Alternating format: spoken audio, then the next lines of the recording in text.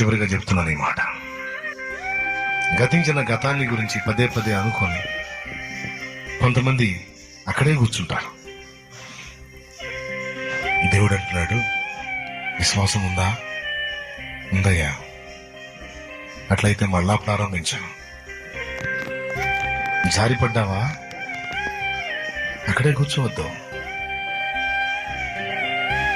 పడటం తప్పు కాదు, పడ్డ చోటే ఉండటం తప్పు. పడటం తప్పు కాదు, అడుగు జారింది పడ్డావు, ఎటుగుడి పడ్డాను కదా ఇంక అక్కడే ఉందామని కూర్చున్నావు చూడు, అది తప్పు. ఓడిపోవటం తప్పు కాదు, ఓటమిలోనే కూర్చుండిపోయావు చూడు, మళ్ళా గెలుపు కోసం ప్రయత్నించకుండా, అది తప్పు. లే, మళ్ళీ పోరాటం ప్రారంభించాం.